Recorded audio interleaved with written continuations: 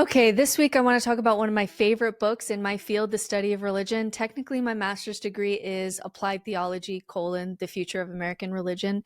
I got my master's degree at Northwind Theological Seminary under Thomas J. Ord, who is an open and relational theologian, if you're interested.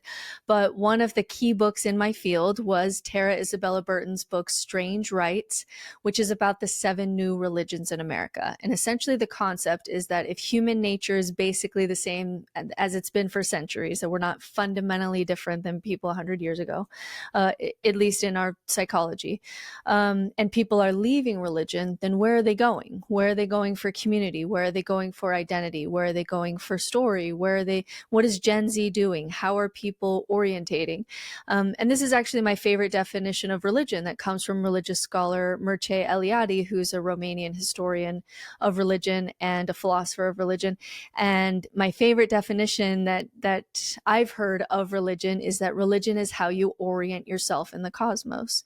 And of course, in the West, we think of Abrahamic religions as religious. So like, no, I'm not religious if you're not, Jewish or Christian or Muslim. But it's actually really difficult to come up with a definition of religion that explains all kinds of religions. So Eastern religions that are non-theistic, or religions from 5,000, 10,000 years ago. And so this definition of religion being how you orient yourself in the universe kind of describes all of them, because it's what's happening at the core. At the core, you're born into a world of chaos. We don't know what we are, or why we're here, what to do, and or what stories to live by. And so how we orient are the stories, the people, the rituals, the meaning, the values, how you see reality, how you process death, all of that. Essentially, your way of life is your religion. And so my religion, if we were going to extend this to me, is non-supernatural, but very existentialist, very humanist, but also holds space for mysticism. And these philosophies help orient me. But today isn't about me. Today is going to be about the 7 new religions in America that are providing the things that humans still need: community, identity, story, philosophy, even if you're not sitting in the pews anymore. So like what's essentially filling in those needs that are still there for humans. So the first religion is wellness. And this is usually framed as you have a body that's contaminated by fast food and chemicals and processed food. And so followers of this religion are taught that you can reclaim purity. It's almost like that you can cheat death itself by buying certain products or subscribing to specific diets. For women, it's going to be a lot more diet culture. Men, podcast bros kind of rebrand that to, biohacking. But this mirrors the religious mythologies of the fall and contamination and redemption. So it almost talks about health in a way where like you're never going to die if you can just detox enough. And if you listen to like Gwyneth Paltrow and like how much she's continually detoxing, it almost sounds like you're trying to cheat death itself by having like the most pure kind of body. And so wellness culture today doesn't sell just like smoothies and skincare. It's a whole worldview.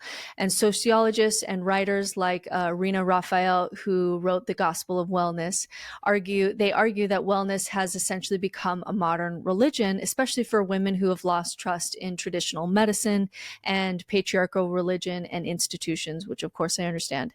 And so instead of churches, we have yoga studios and meditation apps. Instead of priests, we have influencers and wellness gurus. Instead of sin and repentance, we're told to detox, to cleanse our bodies of toxins, real or imagined, as if body purity is really the highest moral good.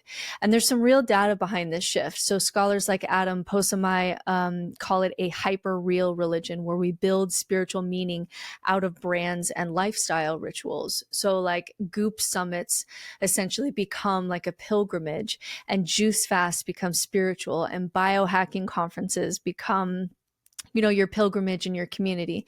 And practices like breath work and sound baths once offer kind of the catharsis that prayer or confession once did.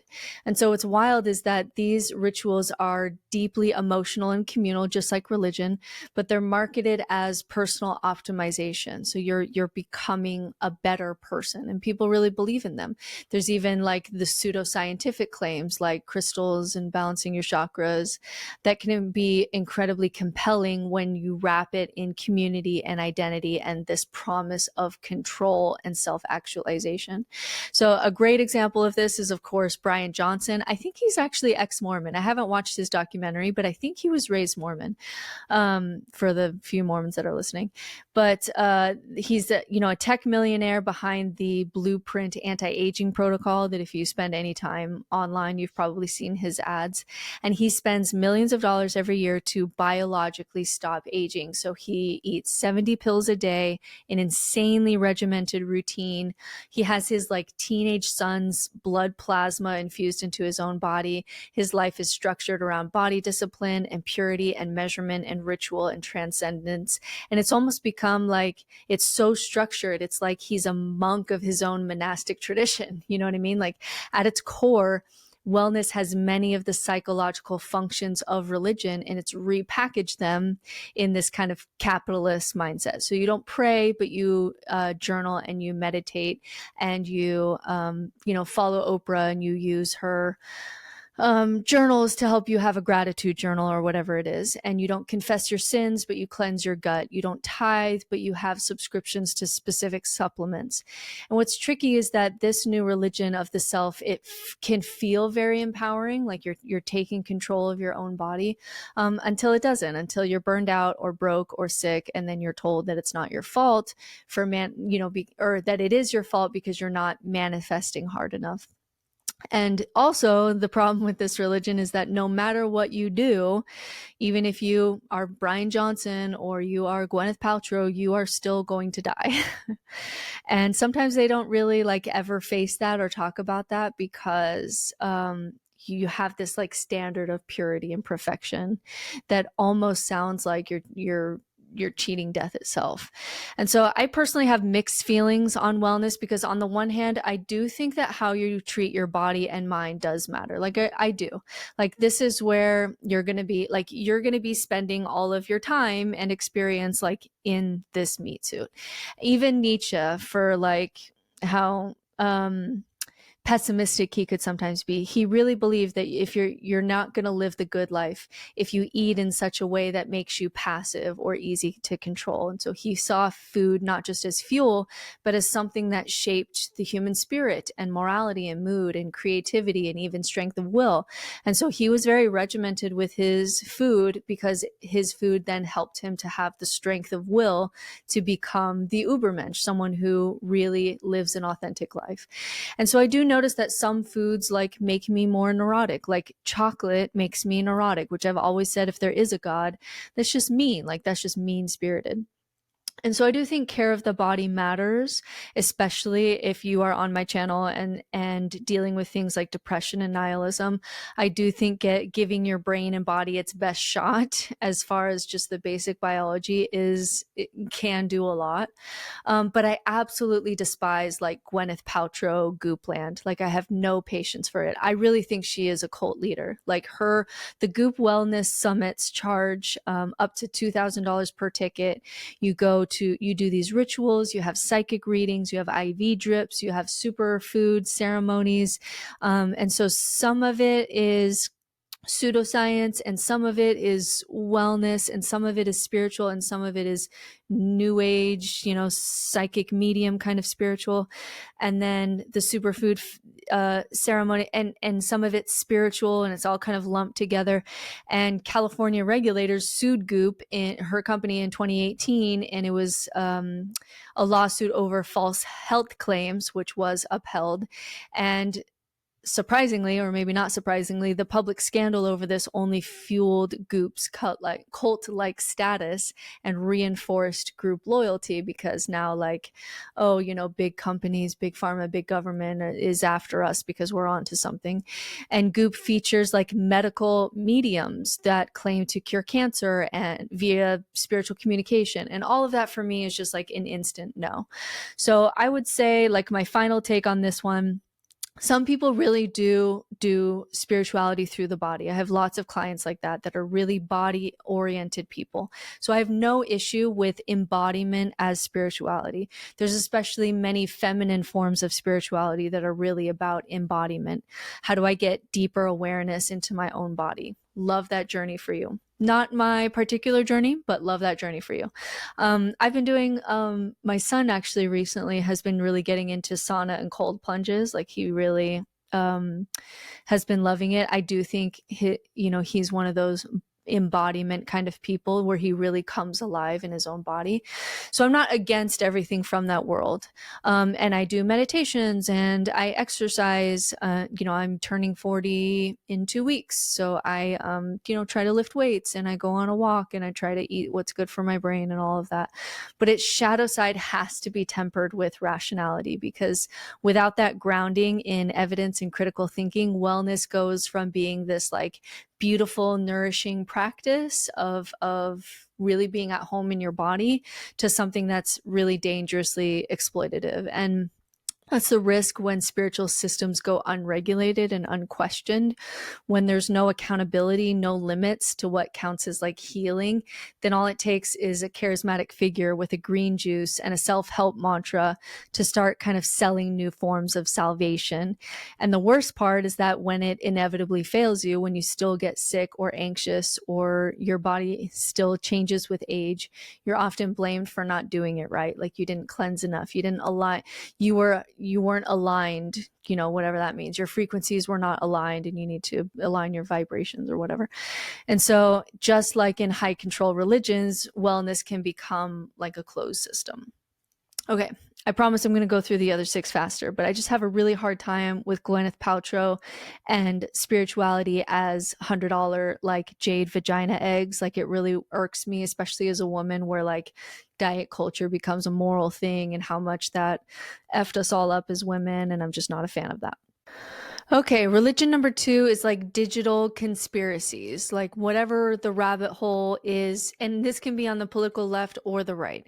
And so this is where like your political grand narrative is your religion. So like incel culture or like, the vaccine, whatever side of that.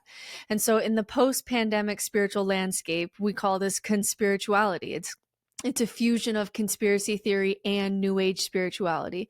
And this has surged, creating what feels like a new religion for those seeking answers outside mainstream institutions. So these communities build these shared narratives that, quote unquote, deep states or cosmic awakenings or vaccine suppression. And it's wrapped in like Instagram aesthetics and spiritual jargon like energy sovereignty or truth seeker. And participants find meaning and identity and ritual in uncovering hidden truths and rejecting conventional science or whatever the conventional narrative is. And it's often under the banner of personal empowerment.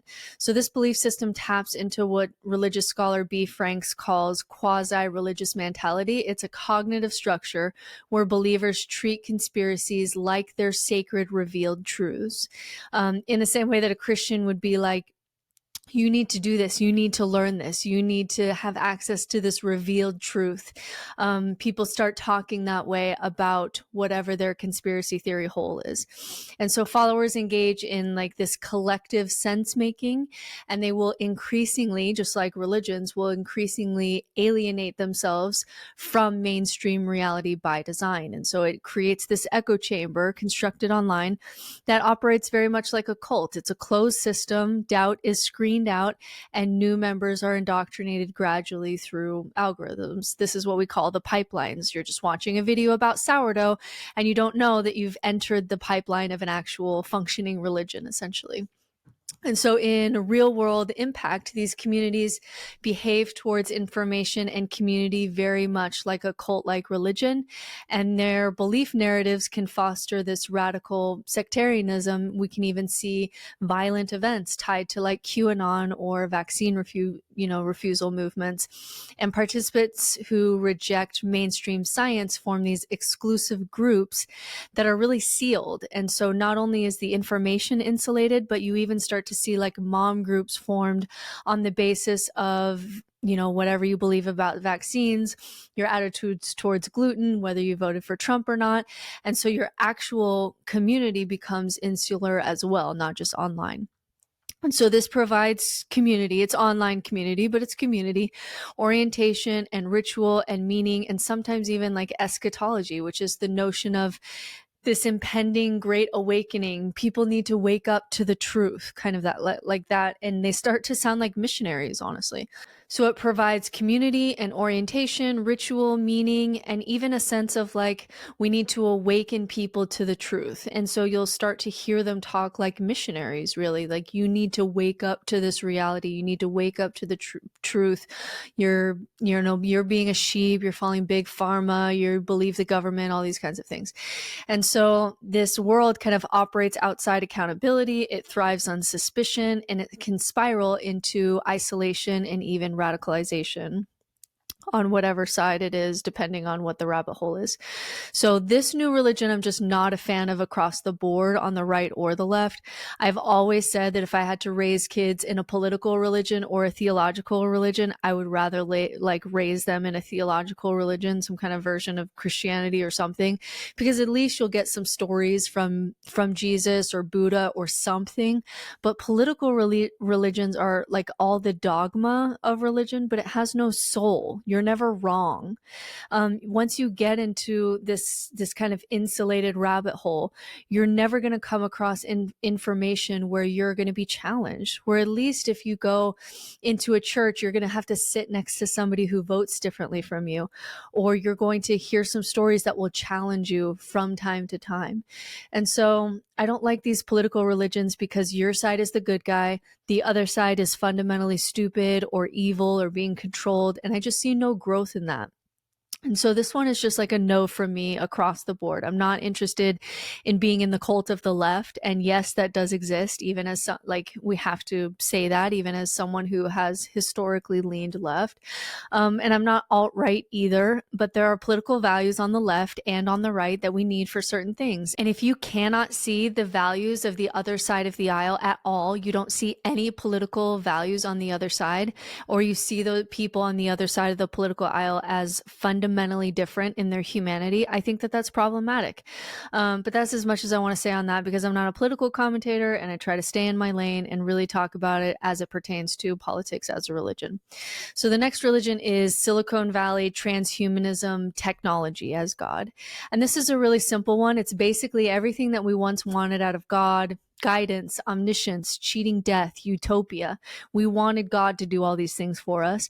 And now we're going to be asking technology to do it for us rather than God. So ChatGPT is already giving people spiritual psychosis, which I talk about in other videos, because we are treating technology sometimes like God. So scholars like the Harvard-sponsored humanist chaplain Greg Epstein, who I really like, an atheist lead chaplain at Harvard Divinity School, he's documented how technology has become a religion. There's worship rituals, there's kind of messianic founders, there's salvation narratives in a futuristic form. That tech isn't just a tool, it's sacred. Devices are icons, companies are temples, people are bowing their heads to their screens as though in prayer. And so for this one, we have to talk about Elon Musk, just because he's such a big Jesus figure in this space. So if you listen to him, he actually had an existential crisis quite young as a teenager, which is not uncommon for people with autism. And he read through all the holy books and he's like, this religion thing doesn't make sense. Again, very common for people with autism. And he started reading like very young, like we're 13, 14, 15, he started reading philosophy, like German philosophers, Nietzsche and Schopenhauer, and he got depressed with meaninglessness. He had his existential crisis when he was a teenager. And then he read, according to in an interview, he read Hitchhiker's Guide to the Galaxy, where the answer to the question of the universe is 42. And where he went, which is really interesting, because it's like he almost got to existentialism and he went to transhumanism instead. He basically said, what is the question where the answer is the universe? We don't know what that is. And we need to become an interplanetary species in order to stay alive long enough to understand the central question reality where the answer is the universe. So rather than care about like the quality of life or anything going on, like solving poverty or things like that he could have gotten into, he really went into technology, that we need to survive long enough to be able to discover the nature of the universe. So technology then became his God quite early, because that was going to be the thing that would give him ultimate meaning, which for him is the answers to the questions of the universe. So just like traditional religions, this worldview offers meaning and hope and orientation in chaos and even eschatology. Like if humanity, for him, if humanity doesn't transcend biology through AI and augmentation, then we're going to face cosmic extinction, and we're never going to know the questions and answers to the universe. And that's what he is trying to kind of fight against. And so also, like religious systems, though, it can be fragile and hyper individualistic and prone to ethical blind spots, which we've already seen, and also like dismissive of emotional and moral complexity when you're just focusing on the survival of the species and, you know, spreading the species not only in his own children, trying to like spread his genes, but also just like in the planets, trying to survive so that we can continue as a human species, so we can, you know, answer the questions of the universe. So for me, the world would be a better place if Elon Musk, when he was at that prime age of like 16, really thinking about the universe, depressed, reading, you know, Nietzsche, if he would have gone the existentialist route rather than this kind of like tech Jesus space where we're gonna be able to save the world and do everything that God promised through technology, I think the world would be a better place. But I'm also not techie at all. And so this wouldn't be the religion for me anyways. I don't edit my videos because between you and me, I don't know how. So someone commented on my YouTube, I really like how you don't cut all your pauses and things like that. And it's like, it's not because I'm trying to be like more authentic or I have any specific plan. It's just because I really don't know how. I just come on here and talk for a while. But it is interesting to watch our dependence on AI grow. I don't know where that's going to go. I listen to podcasts about it, but it is definitely a new religion that we are turning to kind of save us from ourselves, to cheat death, to create utopia, to transcend what evolution created us to be. We used to turn to God for all those things, and now we're turning to technology to do that for us. And when we talk about Silicon Valley and kind of the environment that's growing around tech companies and what they're doing, we're definitely seeing a religious aspect to that kind of transhumanist space and that technology space. All right, religion number 4, let's talk about the occult. So not like summoning demons, but just this modern resurgence of astrology, tarot, crystals, spellcasting, and witchcraft that has exploded in recent years, especially during COVID, and especially among young women and queer communities. So, Tara, the author, talks about this in her list of America's new rituals because it gives people what religion has already had: identity, ritual, meaning, power, but without the institutional baggage or patriarchal structures that especially the young women have left behind. And so on TikTok, Gen Z users made witchtok, which is a full-blown movement. It's very big on TikTok. If I wanted to make money, like if I woke up one day and just said like, oh, I decide I don't have any morals at all, and I just want to make money, I would start doing tarot readings for people on TikTok. That's honestly what I would do. And this stuff isn't niche anymore. Like millennials, Gen Z are more likely to believe in astrology than organized religion, according to Pew data. And witchcraft books and tarot decks and crystal shops have become multi-billion-dollar industries. And they're not just sold in like some weird little shop downtown. They're sold at like Urban Outfitters or Target. And so the occult, what it does is it offers people cosmic meaning without moral policing. And it also offers people a way to try to control the chaos, right? And so when you're doing a spell or when you know what the planets are doing, it gives you a way to create order out of chaos, which is a lot of what religion does. So you don't have to subscribe to a specific rigid doctrine, which young people really like. You can kind of just feel your way through. And so these are intuitional rather than institutional. You follow what resonates. Maybe you read your horoscope, you light a candle for a full moon ritual, you ask your tarot deck about your breakup. These are emotional and symbolic acts like religious rituals, but they're self-directed, because this is a reaction from centuries of men standing between women in God in positions of power. And these practices are often about healing and empowerment, and they're for people who have been burned by traditional religion. So this is going to be especially women, queer folks, and survivors of trauma. And so the occult is not just like a cute little hobby. It's like a spiritual reclamation. There's especially a lot of feminist spirituality in this, where you're reclaiming things like intuition and spirituality and things that we've called feminine forms of spirituality. And so rituals like around the moon and herbalism and spell work provide grounding and community and connection, especially connection to women historically, and then agency. And it's often deeply political too. So it's anti-patriarchal, it's anti-capitalist, it's rooted in these ancient wisdom traditions that Christianity often tried to erase.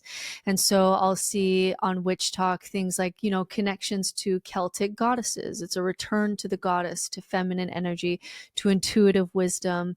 And these are spiritual values that are very powerful, that have been lost, especially when we talk about the patriarchal religions in the West. So I have to say, which may surprise people, because of course I try to be no nonsense spirituality, but I have to say I have a soft spot for the witches. There's a blind spot here for sure. There's a shadow side. I talk about it a lot on TikTok, where witchtok is very popular. I talk about how much spiritual bypassing is going on. There's very little regulation. The occult is now like a consumer market. People can spend thousands chasing meaning or chasing manifesting through crystals and moon subscription boxes and influencer-led magic workshops. And there's lots of pseudoscience that gets smuggled in, like a lot. And so you can find TikToks claiming Mercury retrograde is causing your depression, or rose quartz can cure trauma. And the desire for meaning and control is real, but it can be really exploited. And there's just a lot of spiritual bypassing in this world, where it's like, high vibes and alignment bullshit, when real spirituality should help you to see and integrate the parts of you that you don't want to see, or the feelings that you don't want to feel. It should be hard sometimes, but we don't get that from like the high vibe, everything in alignment kind of people.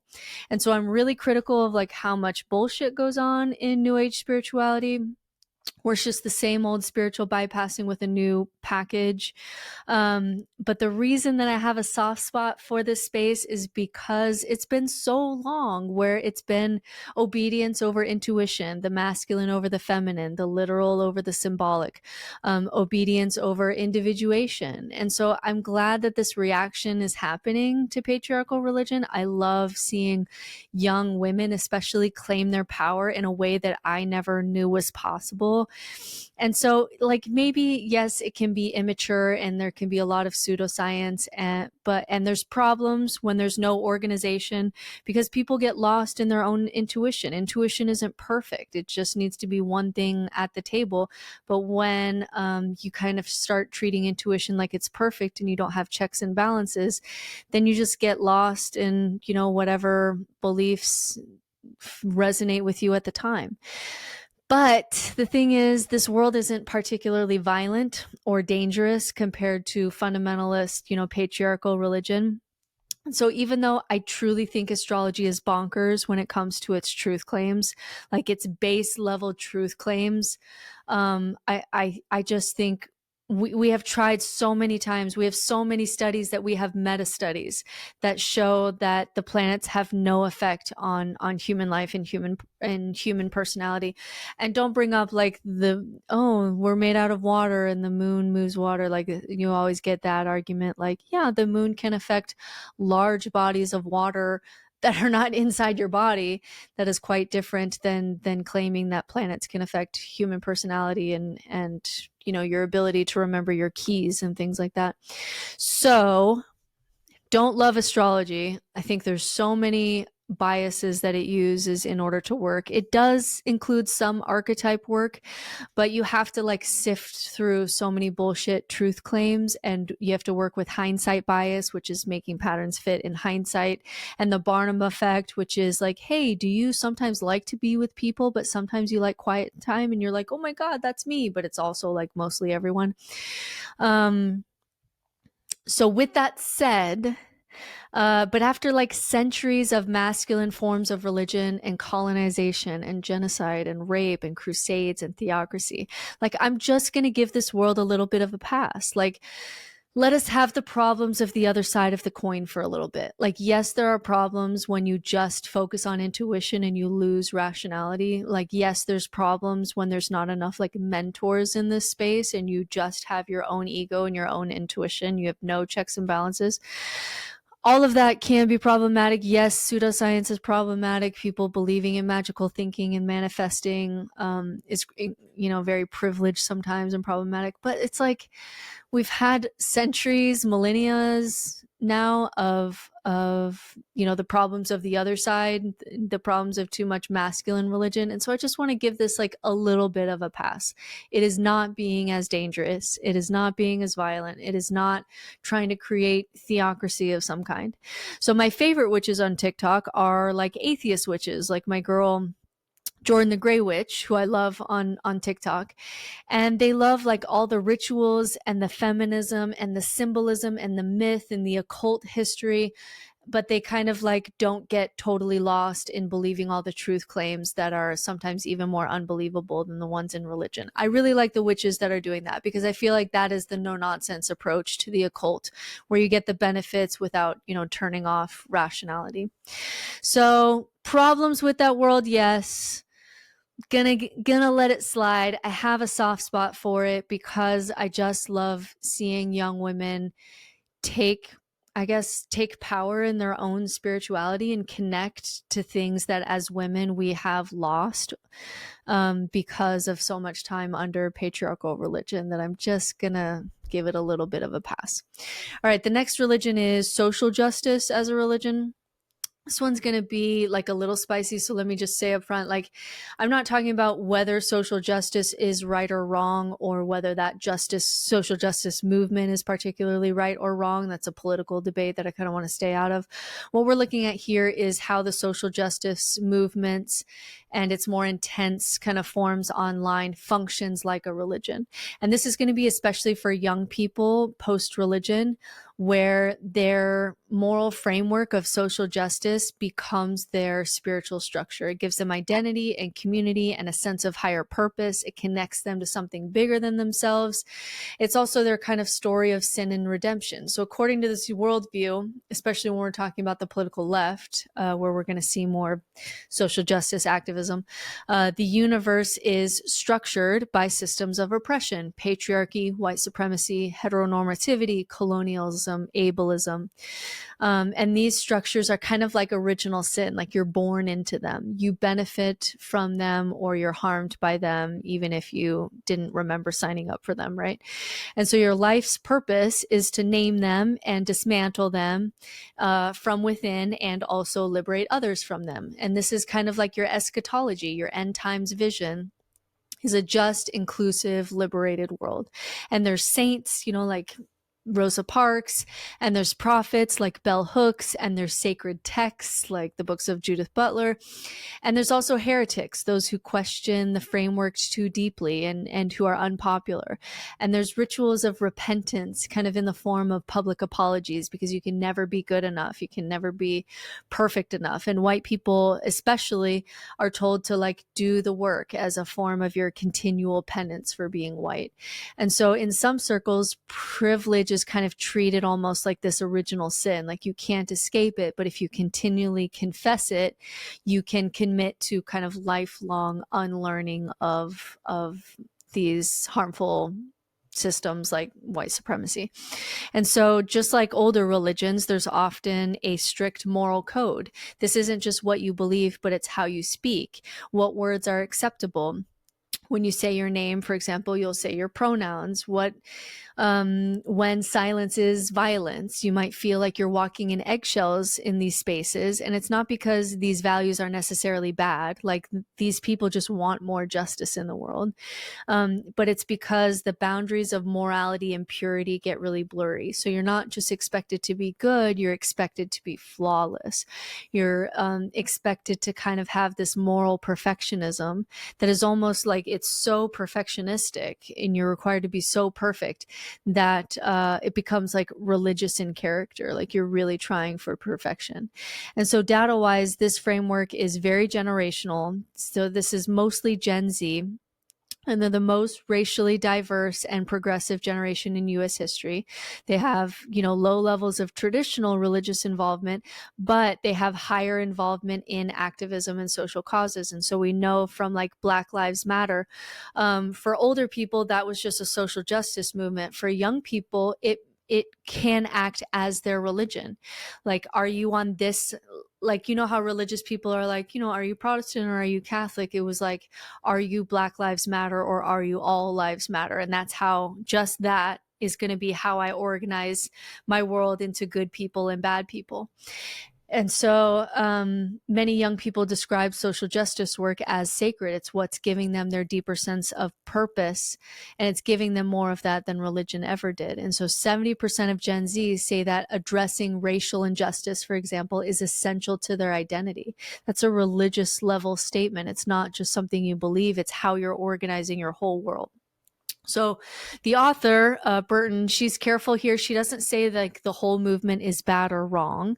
It's not necessarily wrong that social justice movements become religious, but we have to realize that when social justice movements become your sole source of meaning and identity and belonging, it can turn fundamentalist. It's a closed system where no, disagreement is tolerated, and forgiveness is very hard to come by, and nuance is seen as betrayal. There are some places, some organizations that are really trying for example, justice for queer people, where if you say something like, I really want to be an ally, but I have concerns about women's sports, just even saying something like that can get you canceled very quickly. And so in that way, it starts to behave like a high control religion, where if you don't say the narrative, you're going to get excommunicated. And you see it especially online, where people get shamed sometimes for big things, but sometimes in these groups for small things. Like, I've been a part, and people who have been a part of groups on the theological left or political left, and you try to have some kind of organization, you know what I'm talking about. Like, there's so much moral purity and the bar is so high, that there's this problem where on the right, it's like, hey, are you on my team? Great. And they seem to be able to make mistakes, and hey, we're still all on the same team. But groups, especially on the political left, will really implode. It's really hard to keep community when there's that level of moral purity that's demanded of everyone. And so it kind of stops treating people like they're complex people, because you're a bundle of intersecting oppressions and privileges, but that's the only lens that matters. And so for my take, I've always believed that the impulse behind social justice, the desire for dignity and equality and liberation, is beautiful and necessary. And every healthy society has had to deal with these issues. I think we should face them head on. But when it comes to a religion of purity rather than one of growth, that's when we get into trouble, specifically with political groups on the left. So when someone says, if you disagree with me, you're fundamentally a bad person, or when people are afraid to speak or ask questions or evolve their views, that's not a culture of transformation. It's a culture of fear. There are some things that I would be more scared of to say to a group of people on the left, because of like how instant the shutdown would be, than sometimes even like the nuance that you can get in groups on the right. And so that fear is just like a terrible place to build a moral system. Like, there has to be confession and grace, and just, the best religions have mechanisms for repentance and repair and return. That's why Catholicism has confession, and Buddhism has karma and rebirth, and Judaism has teshuvah. But in online social justice spaces, you can confess and still be forever cast out. You can apologize and never be welcomed back. And that's not justice, that's exile. And it's also traumatizing for young people who are trying to do the right thing, but they're growing up in an environment where moral failure isn't part of the growth process. It's just like a failure. You're a terrible person. And so I see a lot of spiritual burnout from people who try to be perfect in this space. And for some people, it really broke them. All right, religion number 6. Love this one. This one is fandoms as religion. So this might feel like silly on the surface, like people crying over Marvel movies or getting tattoos of Harry Potter quotes, but this is absolutely one of the most powerful new religions in America, which is fandoms. And you may not think of like Comic-Con as spiritual, but the structure is all there. You've got the mythology, you've got sacred texts, you've got chosen families, you've got rituals and saints and fan art and iconography. It's all there. And so if religion is how you orient yourself in the cosmos, and fandoms are kind of like going to Comic-Con is your pilgrimage, then fandoms are offering people orientation through shared stories and archetypes. And so we're now in this moment where shared religious myths used to shape a society, but those are breaking down. And in their place, we're getting kind of corporate mythologies. So Marvel, Star Wars, Harry Potter, Taylor Swift. These are stories that people know by heart. They offer heroes and villains and origin stories and trials and redemptions and lots of hero's journey, right? And it's also belonging. Like, you're not just a fan, you're a part of a house, like I am in Ravenclaw, or you're a part of a tribe like Swifties, and you have the ritual of like trading bracelets when you go to the concert, or you're part of the rebellion, the Star Wars resistance. There's, a multiverse of meaning. And so there's real data behind this too. A 2020 study in the psychology of popular media showed that the strong fandom identification can correlate with higher well-being, especially when that fandom provides social connection and identity. And so Gen Z in particular uses fandom language to express values and even their identity. So you're not just watching a show, you can be aligning yourself with a worldview. And so in the absence of traditional religion, fandoms offer kind of, especially that story that we're craving, and, all the other things too. And so when fans attend to like midnight premieres in costume, and they memorize entire fictional languages, and they go on pilgrimages to filming locations, like I want to go to New Zealand to see, hike to Mordor, and they form Discord servers and Reddit threads that function like Bible study groups. And when a character dies or a story arc is betrayed, there's this communal mourning. I'm thinking of Game of Thrones because so many people were upset at the ending of Game of Thrones. I love the ending of Game of Thrones. There's something about, I don't know if it's like being a history teacher or what it is, but I love the idea of the person who's most capable of ruling, or qualified to rule, I should say, is the person who sees the most, because that's the historian, the person who sees from the most amount of perspective. So for me, I really loved the ending, but a lot of people were mad at it. People cry, people rage. There's essays written about what it meant. That's religious behavior. You're grieving the desecration of something sacred to you, and that's not just passive consumption. It's participatory. And so you can create fan fiction. We have worlds of fan fiction for Harry Potter. We have remix storylines and imagine alternative endings, and you project your own identity into the mythos, essentially. This is a place where archetypes are playing out. This is modern archetype work. And so fandoms are deeply democratic forms of spiritual creativity. And so if you grew up queer or neurodivergent or feel different in some way, fandoms was a place where you could feel truly seen and feel community. And so for a lot of people, this isn't just a hobby, it's like a lifeline. It gave them a moral language and a symbolic world to understand themselves. It gave them the orienting stories and narratives that we all need. But as with all new religions, there's a shadow side. there's gatekeeping, there's harassment, there's purity politics, which is like you're not a real fan unless, you know, there's massive flame wars over creative decisions. There's sometimes even like parasocial relationships with celebrities that can become a little bit like too weird. Like if your favorite actor or singer like messes up, there's either blind loyalty or like total excommunication, and there's sometimes little space for like complexity or growth. But what I do like about this place is that because like even though people can over identify with it, like you need to calm down about like orienting yourself around the fact that you're a Hufflepuff, like you're much more complex than like just a Hufflepuff, right?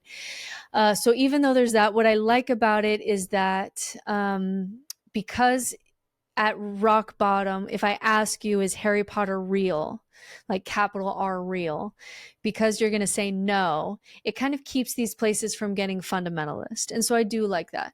But we do have to acknowledge that these myths are owned by corporations. And so while traditional religion was often organized around texts or oral traditions that were passed down communally, especially sometimes by women, these fandoms are kind of bound to capitalist systems. So Disney owns your myth, Warner Brothers owns your sacred story or your identity. Or look at Harry Potter, like everybody my age went and got a Harry Potter tattoo. And then J.K. Rowling says some, you know, things about trans people. And now the whole community is trying to remove their Harry Potter tattoos because now their identity is mixed all into this.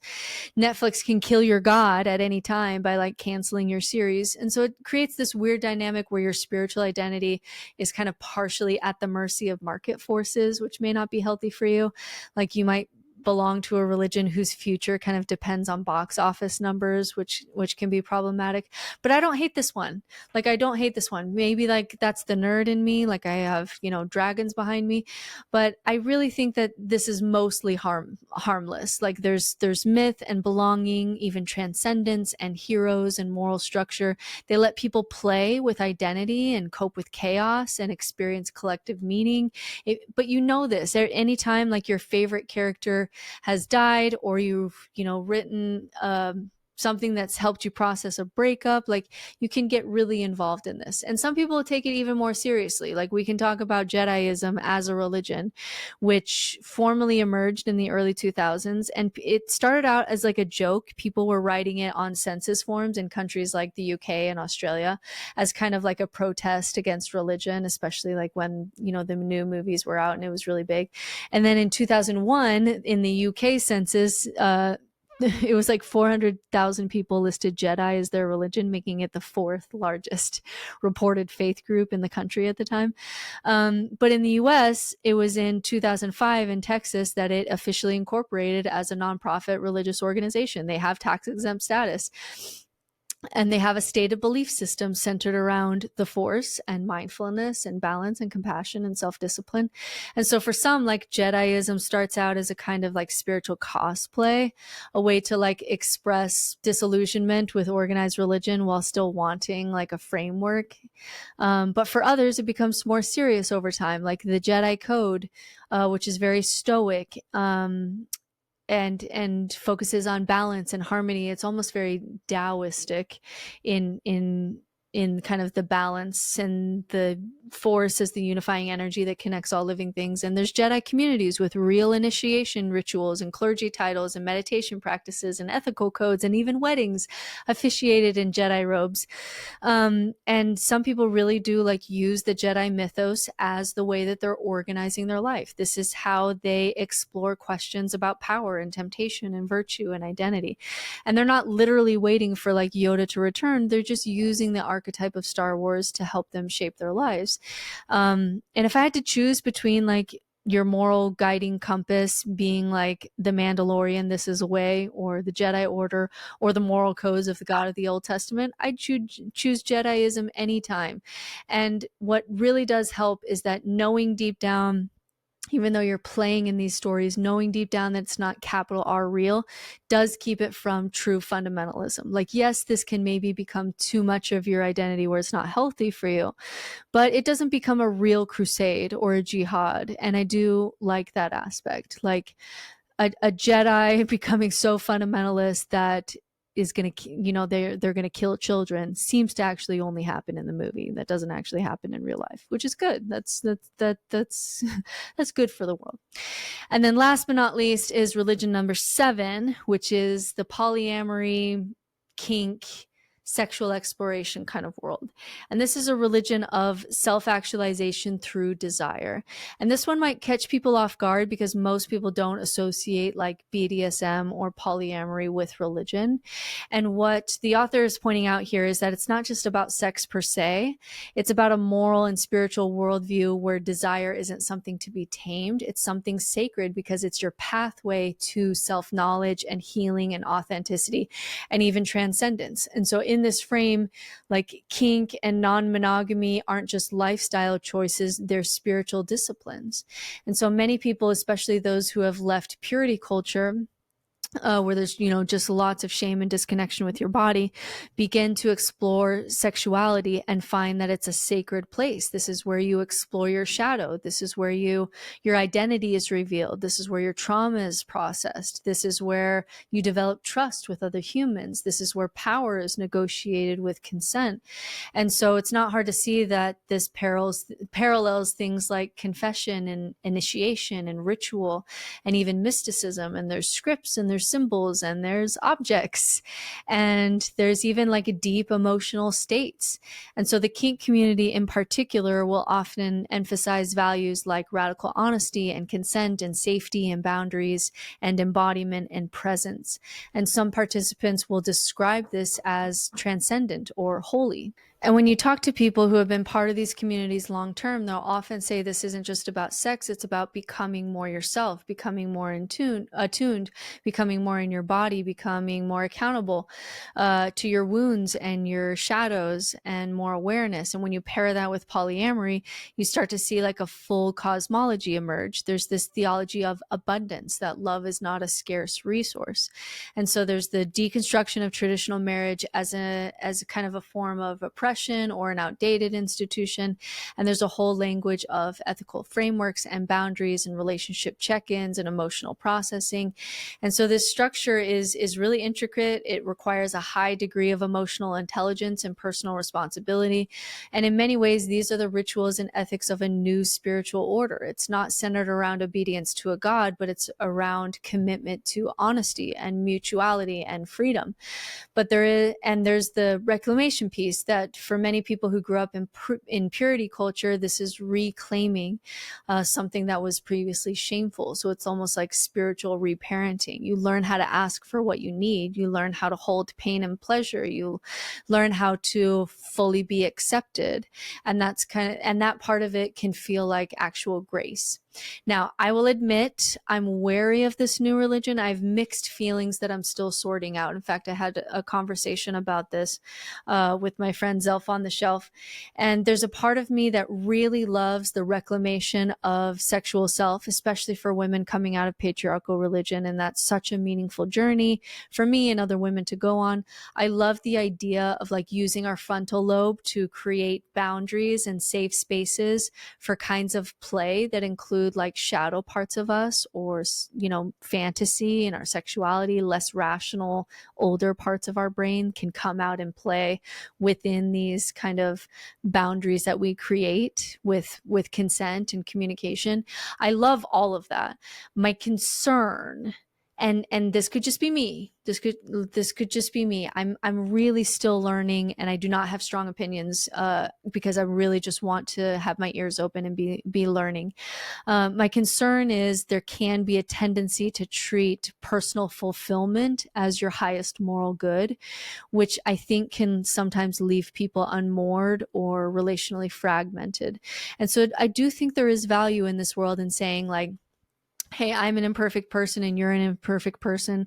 Let's consent to do life together. I'll become part of your family and you become part of my family. And we'll go through cancer together and one of our children will die. We'll watch our parents die. We'll witness each other in many stages. I think like, not that that's the ideal, because I do sense like the patriarchy in that, but I do think there's something beautiful in that as as a kind of growth that we're going to witness each other across many stages of life. And I feel like sometimes that's not valued in polyamory because it has the stink of patriarchy on it. And I get that. But I just wonder, it's just a question, is there a baby in the bathwater that's worth saving here?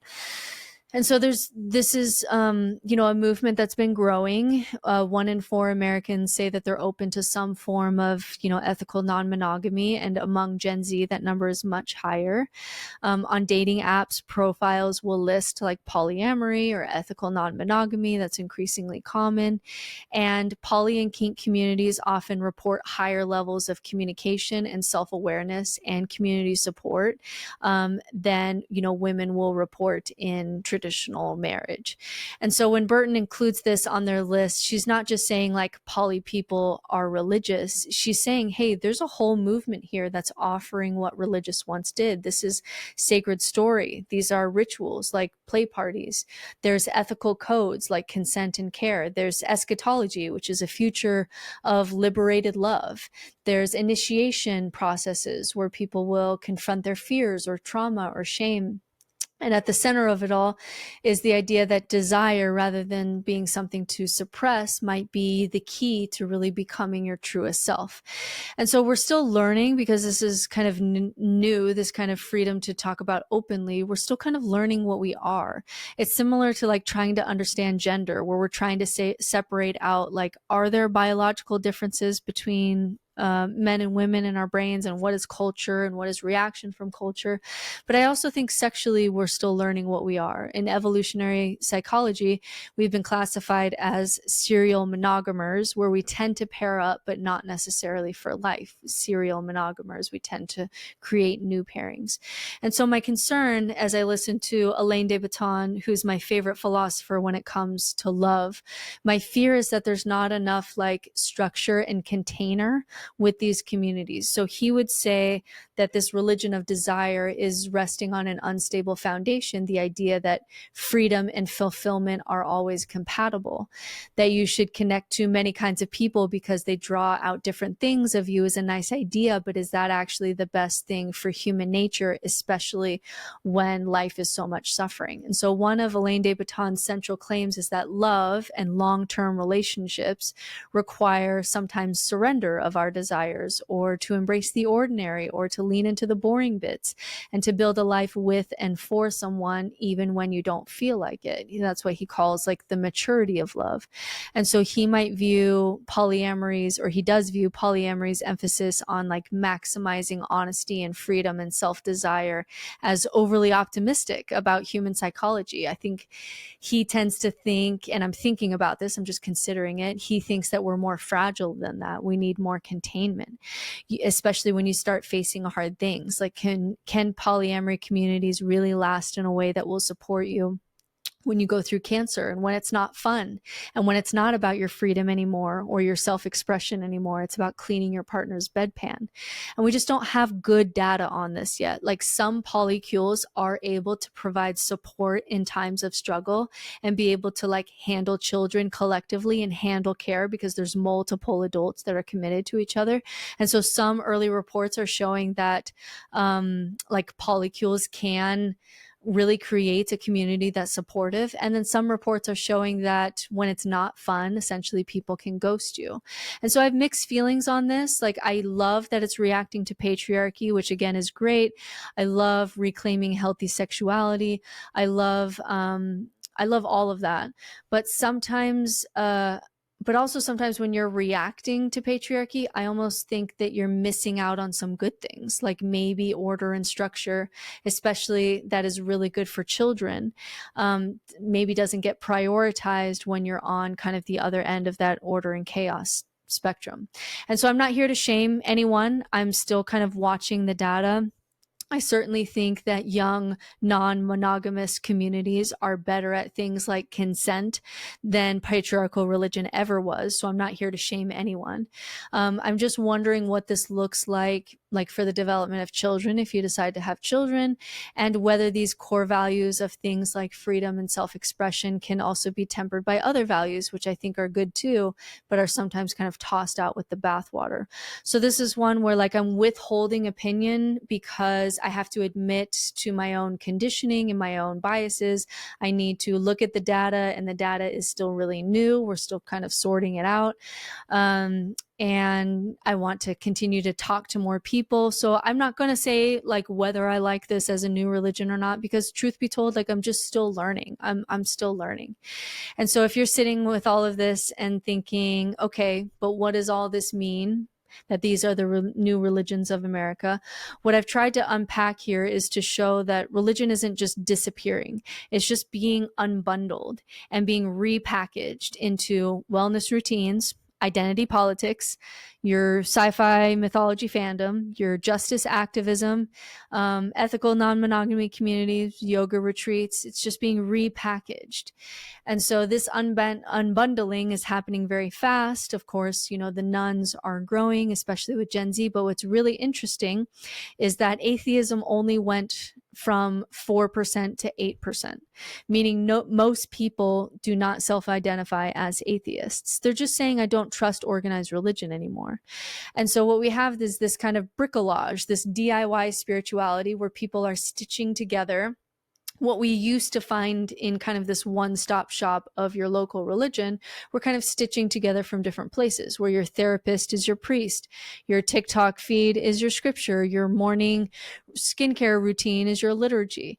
And so people aren't just doing this because it's trendy. It's because we still have the same psychological needs that religions used to meet. That hasn't gone away. We still need community. We still need story. We still need rituals. We still need to have resources to process death and heartbreak and change. And we still want to know, like, what do I do with my life? What is the good life, right? This question that we've been talking about in philosophy for thousands of years. And so if you don't get that from a church, you'll start to find it in a fandom or a justice movement or a sound bath at a Goop summit. And it's been disorienting for Gen Z because there's almost so many choices. It's the top priority for Gen Z when you ask them what's important for, becoming an adult. Instead of saying like, oh, I got to go to college and get married, they say, I want to find themselves. What is my meaning? What's my brand? what am I about? Because there's almost like so many choices when it comes to how to orient your life. And you have so many voices, especially on social media, at once saying like, oh, you should be a stoic, or you should be this, or you should be that. And so for Gen Z, it's like the problem of almost having too many choices. And so they have a lot of anxiety, building up anxiety, especially in this question of like, who am I and what is my life about? And so what I want to say at the end of this journey, the few people who made it to the end of this, I really don't think this one, there's sometimes where I'm like, oh, I think this might be interesting for people. This one I know I'm like, this is not going to be interesting to most people. So the few of you who have made it, I think it's just a good question to say, what are you building your life around? Because everyone is religious about something. It might be fitness or your political identity or your fandom or your polycool. But something is giving you some sense of what's real and what's good and what's true and what's worth sacrificing for. There's some way that you're orienting. And so the danger of these new religions isn't that they exist. It's that they're often just kind of operating without structure, without elders, without accountability, without the humility that comes from being part of a long tradition that has existed before you and will exist after you. So we know the problems of fundamentalism and patriarchal religion, but now we have kind of the problems of the other side. We have so much individualism that we lose community. We no longer have a place where you have to sit down with people who voted differently than you. Church used to do that. We no longer are accessing the wisdom of our elders. We just put them in a home. We don't have authority, which is great in many ways, but it also means that there's no checks and balances. And I've lost so many friends to their own belief systems of spiritual dimensions and past lives and crystals and mushrooms land, where there's no check to your ego and no rationality. All this to say, I do think that everyone is religious. Human nature, I think, is religious, meaning they long for the things that create religion. I think that's part of human nature. But I don't go as far as to say like Jordan Peterson, where I say that means there's a God and whatever you worship is your God and no one is an atheist. I think he goes off the rails there. But I do think that we can say this is a place where secularism is struggling. We've failed to produce the community and ritual and story and moral education and place where elders can share their wisdom in the same way that religion has. And it's something that secularism is going to have to get better at as Gen Z comes of age and the meaning crisis expands. So my question is just, what, if any of these new religions speak to you? How do you cobble together your own religion? My own personal religion is unique to me. It's a horizontal moral system. It's mysticism from my Sufi teacher. It's the ancient texts that I wrestle with. It's the rebellion of Jesus that I studied in seminary. It's the love of a life of service and family that I learned from Mormonism, even though I'm no longer Mormon. It's a lot of Lord of the Rings, that there's things worth fighting for in this world, Mr. Frodo. And it's my saint. I have my saints up here. Bill Murray, who's got, the best lesson on existentialism in the movie Groundhog Day, how to build a life, even if it's ultimately meaningless.